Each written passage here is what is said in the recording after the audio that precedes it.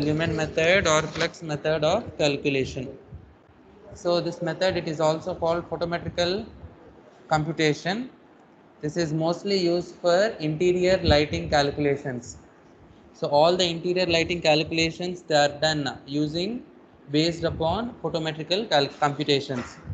So to determine the number of luminaires required, that is necessary for the amount of illumination in a particular room, okay, we use a certain formula, okay, called number of luminaires, n, capital N. Okay, the formula is given here, given as E times area divided by lumen from each luminaire multiplied by utilization factor multiplied by maintenance factor. Okay, E, it is lux required, area in meter square, utilization factor and maintenance factor we have already seen, and the number of lumens from each luminaire, that is total number of lumens. Okay, you may be having one lamp, you may be having 10 lamps, you may be having 30 lamps in a particular space installed. So the number of luminaires for each, okay, number of lumens from each luminaire, okay, we are going to estimate. Okay, so this method is also called photometrical computation, mostly used for interior lighting calculation. Let's see a small example. Before that, let's understand what it is. Here E is the illumination level, okay, that is chosen based upon IES specification code, that is International Electrotechnical Specification Code. The area is the working area that is supposed to be illuminated. The lumen output of each luminaire is that in the manufacturer specification, and it may be found by reference tables. Okay, we have some reference tables based upon which we can find the amount of lumen or the amount of illumination level you need to work upon. Okay, so that is your E. Okay, it is given in lux required. Okay, next the maintenance factor. We have already seen this maintenance factor's value, it is ranging in between 0.8 to 0.9. So it depends upon the maintenance of the building, okay, how we are maintaining it. For example, you are considering a lamp, okay, you must always look in that the lamp is free of dust, dirt, smoke, etc. If it is working in some commercial or the industrial outlets, okay, the amount of dust accumulation, dirt accumulation, etc., it is minimum in domestic areas. But when you are operating the same lamp sources or sources of light in industrial outlets, commercial outlets, okay, which is continuously prone to pollution, smoke, dust, dirt, etc., you need to get rid of all those things. So that is the maintenance charges involved to the maintenance staff working in the building. Okay, that is leading out to your maintenance factor taken in the orders of 0.8 to 0.9. So that is your MF. And what is utilization factor? The light flux reaching the working plane is always less than the lumen output. So whatever flux that is emitted out of a lighting source, it is never going to reach the working plane, okay, as a whole. Some of it is absorbed by various media present in between, like surface textures, okay, air molecules, moisture in the particular room, etc. So since some of the light is absorbed by these particular you know quantities, a typical value will always be less than 1. Usually it is 0.9 for modern day office buildings. All the office buildings, commercial and industrial, we have it as 0.9. Sometimes it may even get reduced, okay, if it is having a serious amount of you know mid liabilities. So let's see an example. For example, if it is proposed to illuminate an electronic workshop of dimensions 9 by 8 by 3 meters, okay, that is length, breadth and depth, okay, to the illuminance of 550 lux at the bench level, the specification calls for luminaires having 1500 mm 65 watt fluorescent natural tube with an initial output of 3700 lumens. Okay, we are supposed to determine the number of luminaires required for the installation. So the formula, the number of luminaires is already given. N is E in lux multiplied by area in meter square divided by lumen from each luminaire multiplied by utilization factor multiplied by maintenance factor. So utilization factor and maintenance factor are already mentioned. So that is 0.9 and 0.8. Those you can substitute directly. And you have also mentioning the, you know, illumination. Okay, illuminance 550 lux, that is substituted, and the area is 9 by 8 by 3, sorry, multiplied by 3 is not missing there, divided by, you have got luminaires having 1500 mm 65 watt fluorescent natural tubes. So but then he has mentioned 3700 lumens already, so you not worry about the amount of illuminance, the luminaires coming out from each of these particular sources. Directly substitute 3700. So you are getting about 14.86 luminaires. So 15 luminaires, round it. You have to round whatever value in points you are getting. So 15 luminaires it will be required to illuminate this workshop to a lux level of 550. Okay, so illuminance of 550 కావాలంటే 15 luminaire bulbs మనం అక్కడ connect చేయాలి. Understand? So that is what you must understand. That is how you are supposed to understand.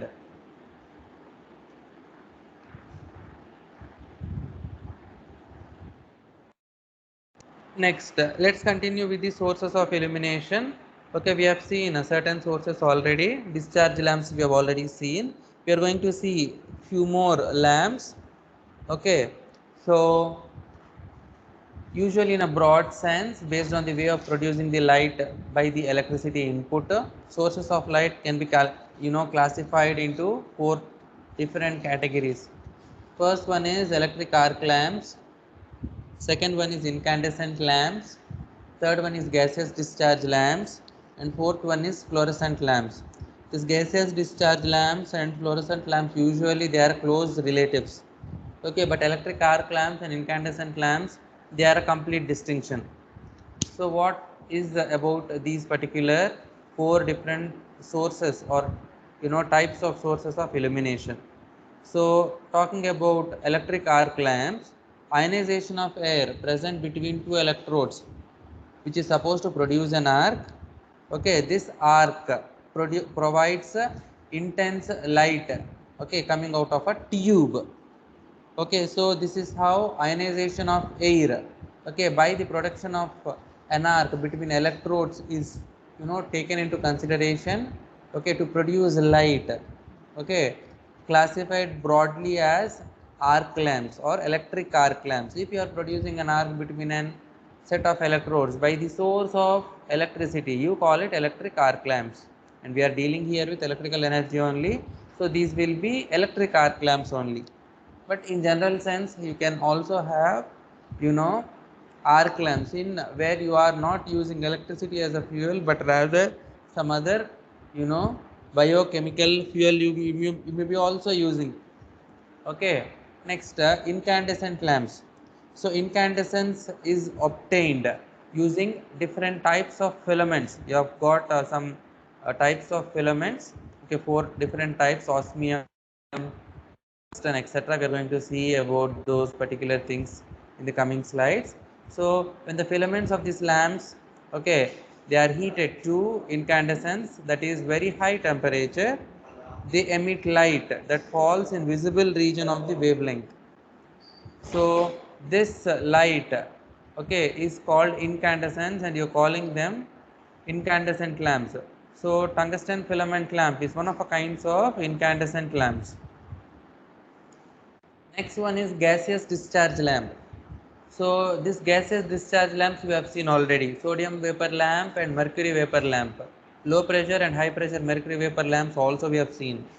So what is the operating principle? We already know that when an electric current is made to pass through a gas or a metal vapor, it produces visible radiation by discharge taking place in that particular gas vapor. So this discharge taking place in the gas vapor, it is radiating some luminance. Okay, so that is what is observed here as light in gaseous discharge lamps. And fluorescent lamps, they are similar to gaseous discharge lamps, but what we are doing, we are using fluorescent powders, for example phosphor powder. Okay, so when the discharge takes place, when apart from in or in place okay, of gas or metal, we are having phosphor powder. When it is exposed, okay, to ultraviolet rays, instead of discharge, okay, between the electrodes, they emit absorbed energy into visible radiations, fall in the visible range of wavelength. Okay, this is employed in fluorescent lamps. Okay, we have seen that in low pressure mercury vapor lamp. Low pressure mercury vapor lamp is one of a kind of fluorescent lamp only.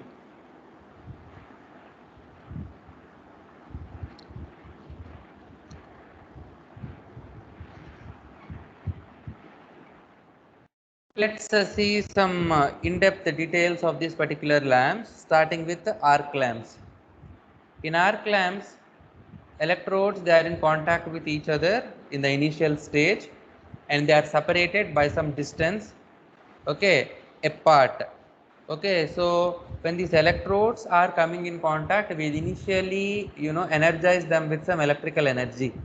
Okay, we separate it slowly so that the electric current is made to flow in the gap between these two electrodes. So the discharge is allowed to take place in the atmosphere surrounding this particular arc. Okay, that is the electric arc that is rising, or that is observed to be forming between the electrodes when they are separated slowly. So the discharge is allowed to take place in the atmosphere where there is a production of very high intense light and considerable amount of ultraviolet radiation when an arc is stuck between the electrodes. So the arcs maintain current and they are efficient source of light. We have got three different types of such lights. Carbon arc light, where electrodes are made of carbon and arc is generated between these carbon electrodes. Magnetic arc lamp, that is electrodes are made out of magnetic material. Flame arc lamp, where you are using metal electrodes, where you are observing the arc in the form of a flame observed between two set of metals. So this is high intensity or high voltage arc lamp, a flame arc lamp. So we generally use these particular arc lamps in such lights, projection lamps. Okay, and these are also some special type of lamps such as those in flash lamps or flash cameras.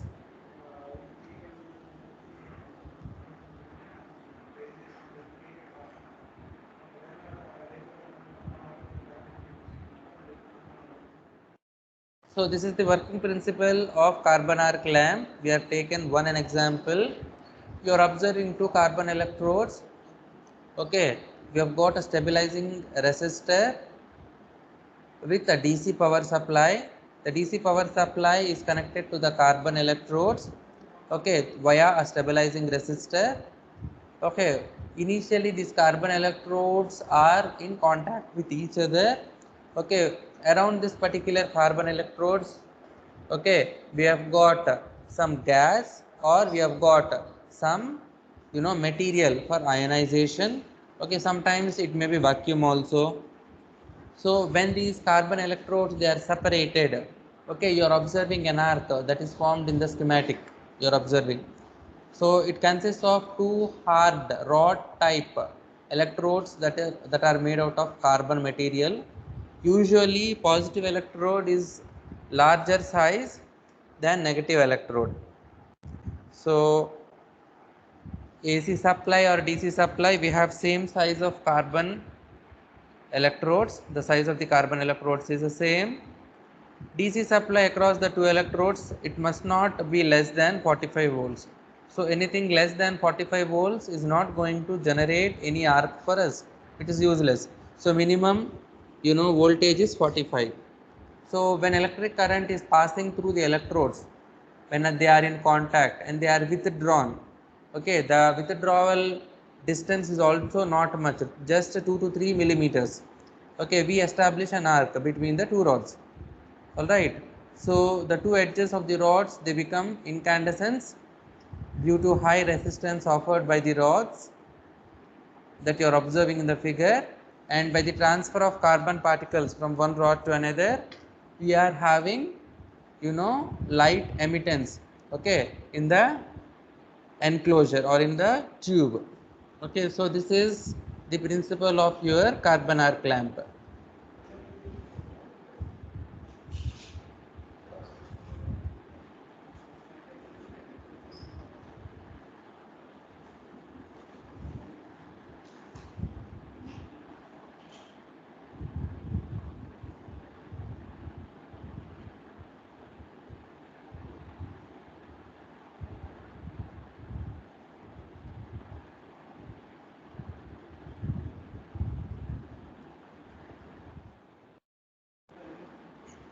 So next we are going to talk about incandescent lamp. So in incandescent lamp, they are temperature dependent sources. So whenever electric current is made to flow through a fine metallic wire, the metallic wire, we are calling it a filament here. So this current is creating a high temperature. Okay, so the temperature of the filament, it's rising. So what is happening when the temperature of the filament is rising? Okay, it first is converted into heat. Okay, when the temperatures of the filament is going beyond the heat level, the heat energy is converted into light. Understanding? So at low temperature, it emits only heat energy.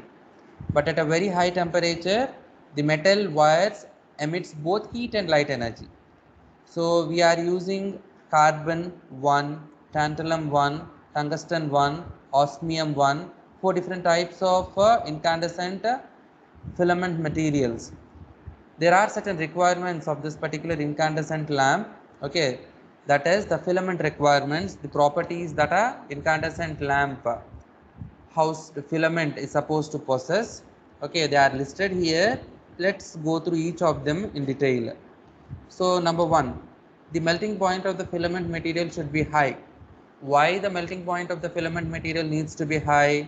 Because it needs to withstand higher temperatures, that is generated because of this electricity that we are passing, and this high amount of heat energy, it should not melt the filament. If the filament is melted, then it's of no use, it's no purpose. Okay, it's not going to generate any light, it's heating, it's melting. Okay, so the temperatures we are expecting is more than 1500 to 2000 degrees centigrade. So what it should possess? It should possess withstanding capabilities, the temperature withstanding capabilities, the filament material. Okay, it should contain. Next, how this temperatures, high temperature withstanding capability is achieved? That is based upon the second property, that is temperature coefficient of the material should be low. So if the temperature coefficient of the material is low, then only you have high melting point. Okay, both these two properties are interlinked, and it should be of high resistive material. The filament should be of very high resistive material. So if it is offering good resistance only, then only it generate good amount of heat. If it is generating good amount of heat, then only the heat is going to rise beyond a certain level where your light energy is observed. And next, the filament material, it should possess good mechanical strength. Okay, with a capability to withstand also vibrations. See, we hold it in different positions in our hand, we press it, push it. Okay, when we are trying to fix that in a holder. So all it requires is good mechanical strength. And obviously the fifth property, it is a very necessary property, that is ductility nature. Okay, it should not have any perforations. Okay, filament material, it should be ductile. Okay, that means its a tensile strength should be very high, I mean in along with your mechanical strength.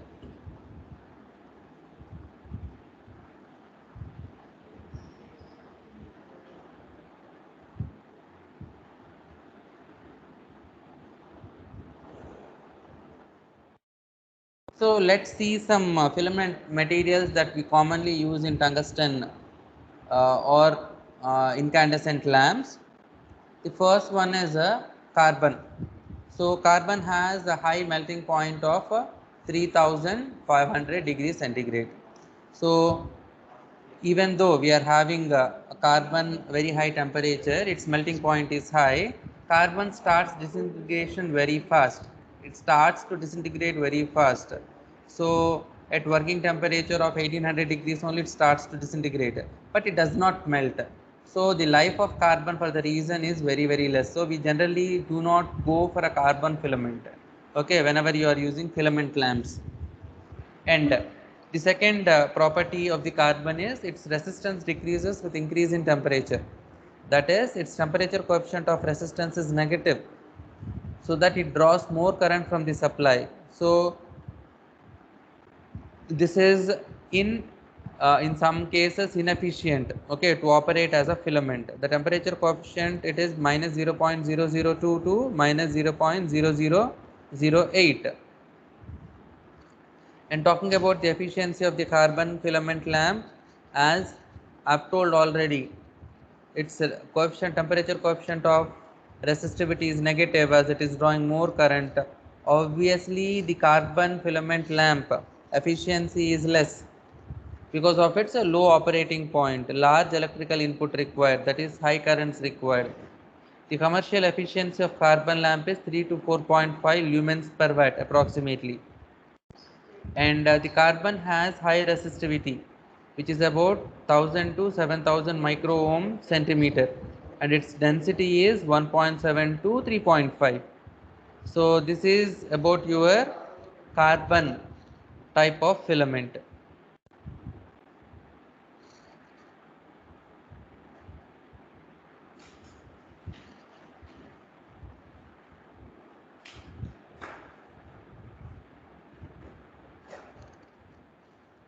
The next type of filament material is osmium.